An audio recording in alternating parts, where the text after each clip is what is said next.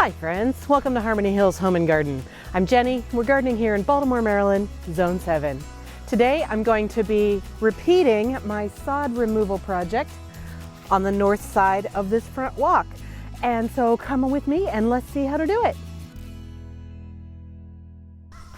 As part of our front foundation refresh project, I am reshaping these flower beds up near the house. They used to have a very wavy line on both sides, and now on the south side, just yesterday, maybe not yesterday for you, I did the smoothing out of this curve over here, and now I want to repeat that over here. And I do want the flower beds to be symmetric on the front walk, at least up until they get to those lemon thread false cypresses. Beyond that, the symmetry can go. The thing is that on this side, I think it's going to be more grass, deeper, closer to the house than on this side because of the flower bed that we already have here and because of the walkway that's behind the flower bed. So I'm going to start by measuring, actually, using these bricks as a guide. I'm going to measure across a straight line across to the other side, and I will mimic exactly as best I can, nothing's exact, this curve that goes up to the arborvitae. Now the other thing about it, these arborvitae, they're not arborvitae, they're false cypresses. The lemon thread false cypresses are not exactly the same distance away from the front walk, and they're also not exactly the same distance away from the house. So everything's going to be approximate. Everything is going to just have to look good to the eye. Sometimes, as you know, forced perspective or slopes or other things can affect how something looks, and it might look symmetric when in fact it's not. So if I have to choose between being actually symmetric but not looking like it, or looking symmetric but actually not being, I'm going to choose that second one every time. Okay, so I'm going to use a tape measure and some plant stakes to mark out where the edge should be on this north side, at least up until I get to that arborvitae. It's not an arborvitae, it's a false cypress. At least up until I get to there, and then I'm going to eyeball it and see what feels good and what makes sense. And then I'm going to start digging. So that's what's happening.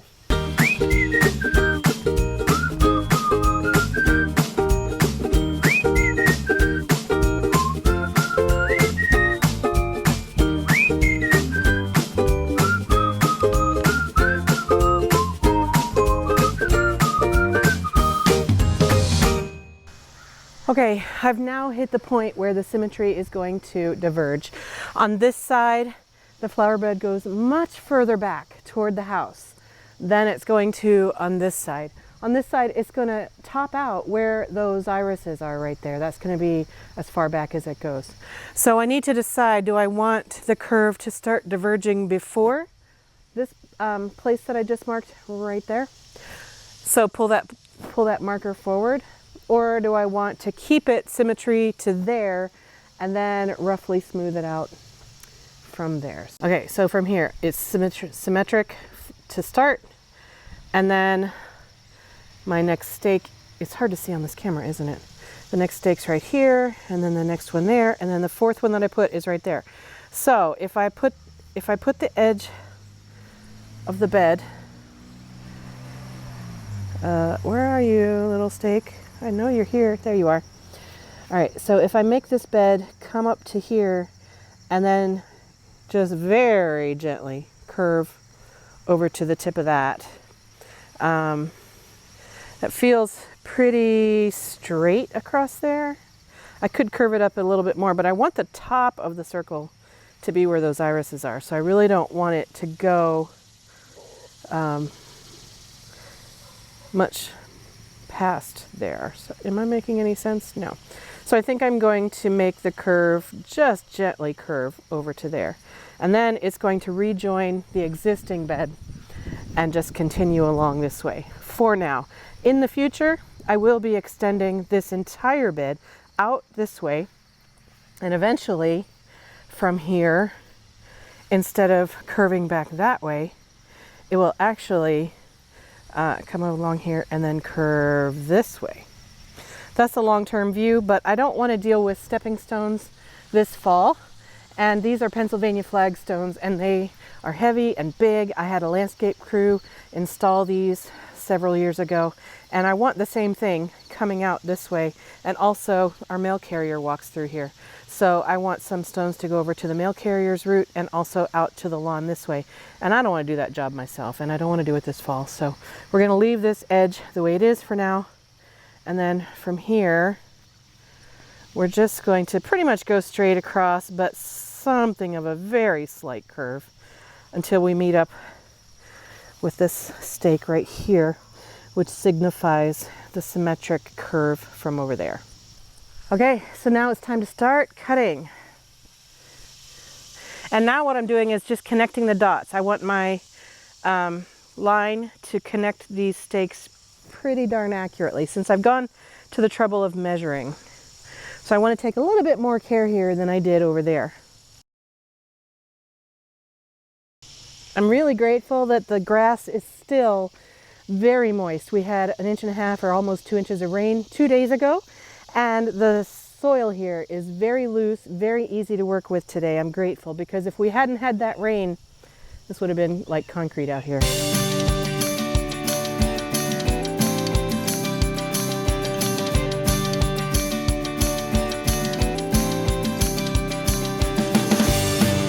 Okay, now here's where I have to figure out my next curve. What am I going to do here?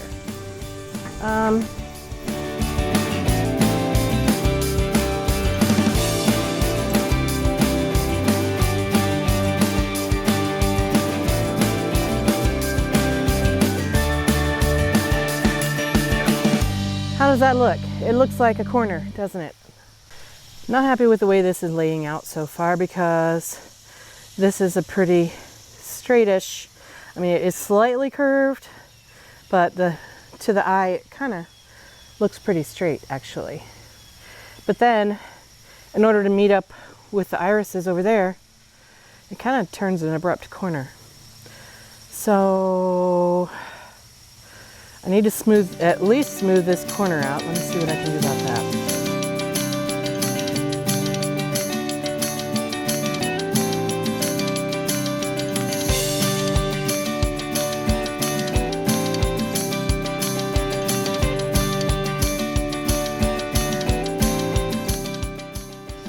Is better. Does it sort of match? It's symmetric here for sure.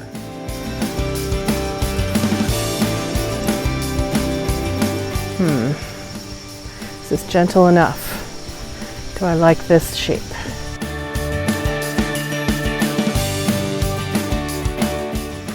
Okay, well, I think that's going to be the curve I'm going to go with. Of course, nothing is ever permanent. If I don't like the way these beds are, I can always change them. It's just a little bit of work. It's not hard. Nothing is permanent. So, yeah, I'm going to cut that edge right there. I need to back up to meet my curve. There we go. And now I can go this way.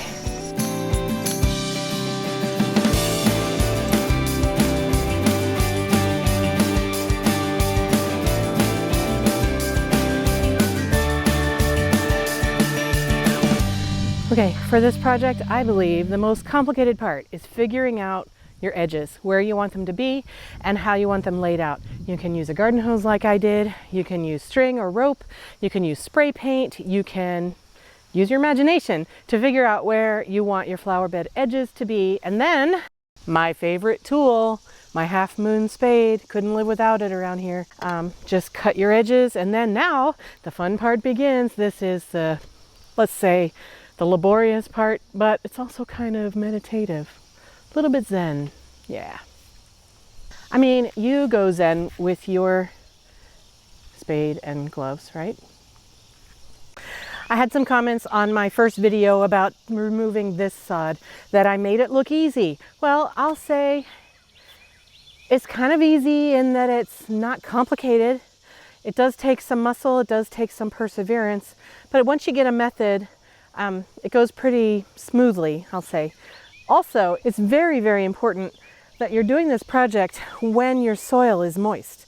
We've just had a couple of inches of rain, so this soil is really pliable and easy to work with. I have tried to remove soil out of dry ground, and that is no fun at all. I don't recommend that. So either water deeply the night before you want to do this project, or do it immediately after a heavy rain, and then your life will be so much easier, I promise. So I've already cut the edge, and so now what I'm going to do is just put the tip of my spade underneath that edge, and then immediately rock it back, and then just skim under the surface of the sod. And then I can pick this up, shake the sod off, get the dirt off of there, put the root ball in the bucket, and leave as much soil in the flower bed as possible.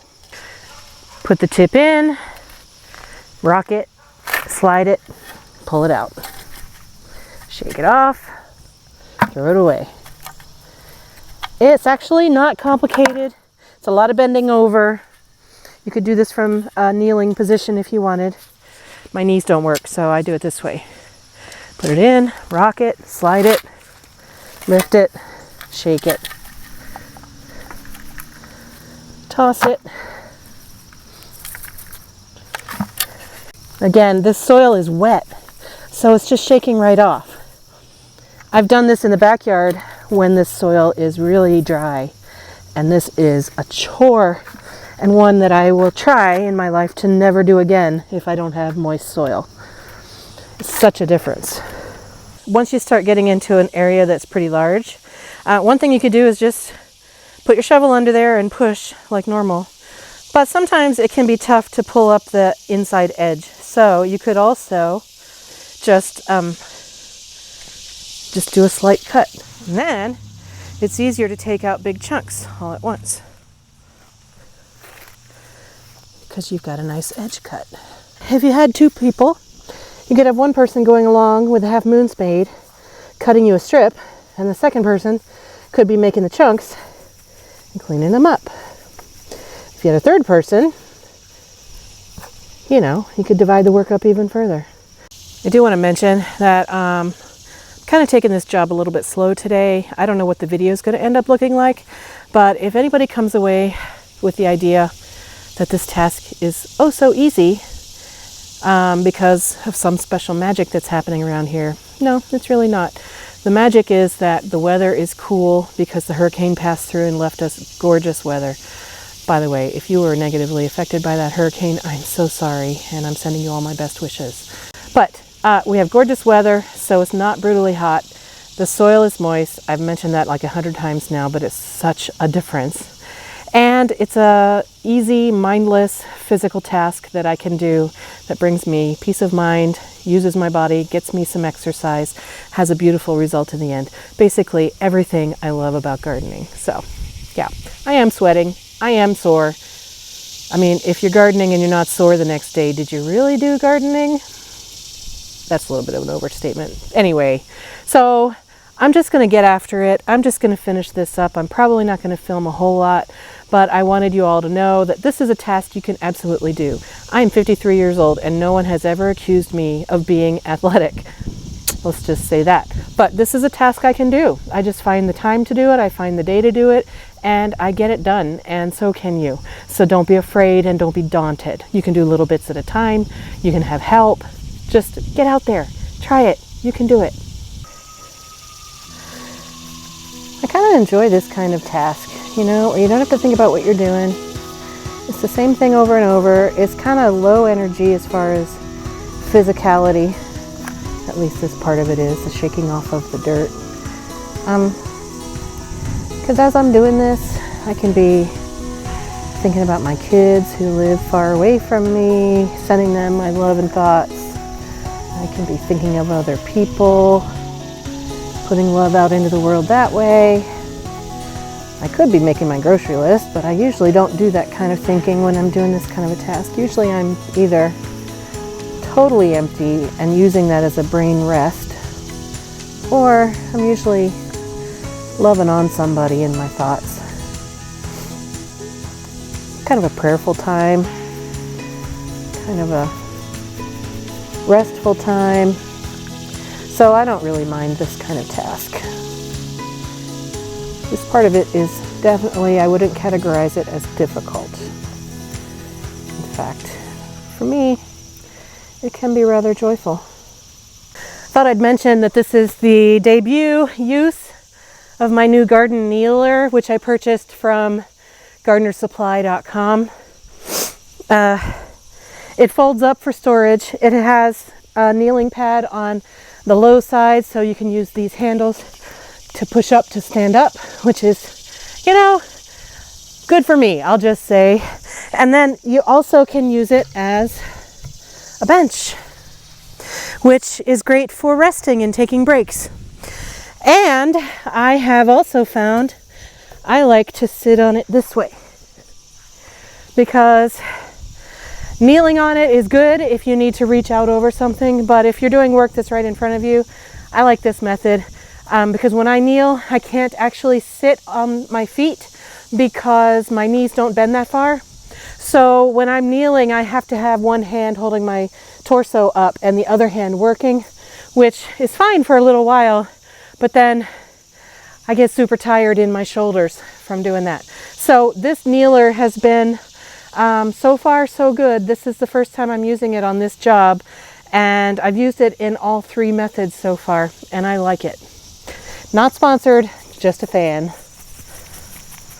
So I finished cleaning out the north side flower bed earlier this morning before lunch, and now it's after lunch and we have been to the home improvement store and we've picked up some mulch and some compost. And the reason we want to do this is because when you have unearthed your soil, what you're doing is you're exposing all the soil microorganisms, all those good things that are in that soil alive, making your plants be really healthy.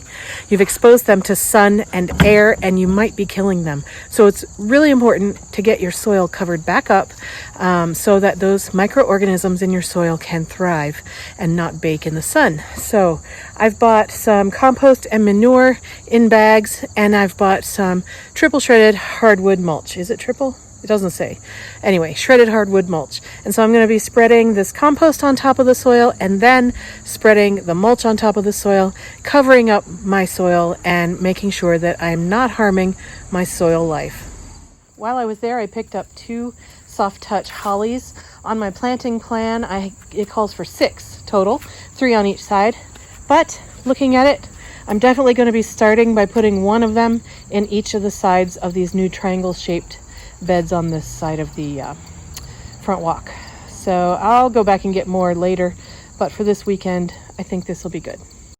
Okay, before I end this video, I think I am going to go ahead and put these soft touch hollies into the ground and also spread out the compost and the mulch. I want to mention something. I've gotten some comments about the things that I wear when I'm gardening, and it always surprises me that that is what draws people's attention. So I hope that everybody can understand that everybody has their own way, right? So you saw me wearing flip-flops today, and in other days I've worn other kinds of sandals. Sometimes I wear sturdy shoes, sometimes I wear boots, sometimes I wear, different things. I think I'm okay. I appreciate your concern about my risk of injury to my feet. I think I'm okay, but thank you. Also, when you see me wearing a skirt, which I'm not today, but when you see me wearing a skirt, it's not a skirt, it's a skort. It has shorts underneath it and a skirt on top. The ones that I use are made by Duluth Trading Company specifically for gardening. They have lots of very handy pockets all over them. They're stretchy, they're quick dry fabric. They are so comfortable to wear in the garden. So I hope that clears up a little bit why I wear skirts in the garden.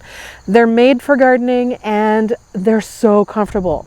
So today's fashion ensemble is an old t-shirt that I have from a very long story about hippopotamus. But anyway, this is, we all do our own thing, right? So I appreciate your concern if you're concerned, or if you're questioning I don't know why that's a thing. Why? I don't know. Anyway, let me get these plants in the ground. I'm going to be digging the holes, putting in the biotone starter fertilizer. I will water the holes because this area can be pretty dry. And then I will we'll see how the soil is, but I'm guessing it's going to be pretty good clay soil here. So I'll probably lift the root balls up an inch or two out of the planting hole, and then fill the rest of that root zone up with compost and mulch. And that helps so that your plants don't rot in the clay soil. So yeah, let me just get this going. And I think, since I'm actually going for symmetry on these two plants, I think I'm going to dig both holes first.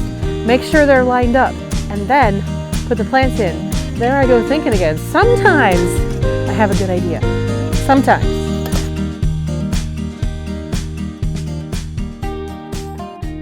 See, that was smart. This hole is too far that way.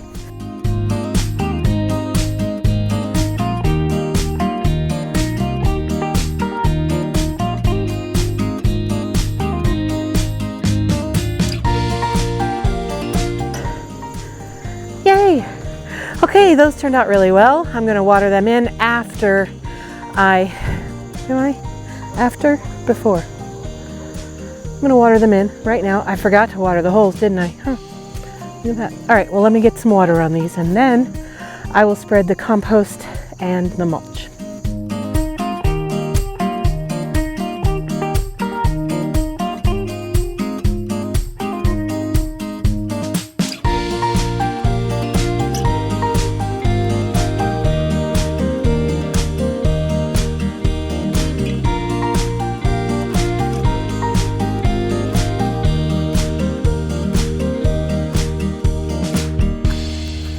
I'm running out of battery on my phone and on my mic, and this is boring and the same. So I will finish this up and come back and show you how it looks when it's done. Well, friends, I am really pleased to say that the front edging project is done. I don't have anything else to do for the edging. I do have planting, I have transplanting, I have etc. from plant perspective, but as far as the edging is done, it's done. I'm really pleased to see how the curves go. I love the new dark mulch. Don't you just love fresh mulch? Let's take a closer look.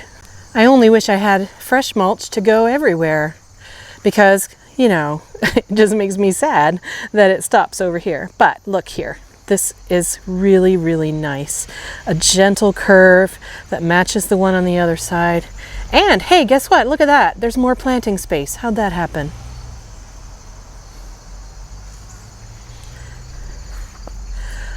On this side, looks really nice too. I mean, there's nothing like fresh mulch to make your heart happy as a gardener. Oh, what's going on here? Got a little bit out of bounds. Get back in there, you. Oh, that's better. Ah, very nice. Got the two leucothoes in on this side. I haven't yet put them in over on the north side because they're going into areas where there already are plants. So, but it's looking pretty nice. Got planting area. I do need to put in some stepping stones so that you can get back to the hose, and also that's where our oil tank for heating oil gets refilled. So I need to make some access back through there. For now, I'll just walk on the mulch like I have been.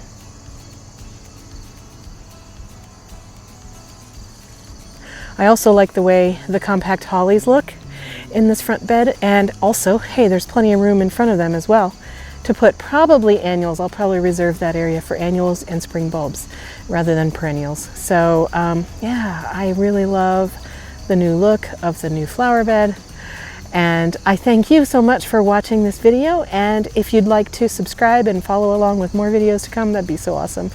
And yeah, hey, have a great day in your garden, and go out there and get some stuff done. And I will see you in another video really soon. Take care, friends. Bye-bye.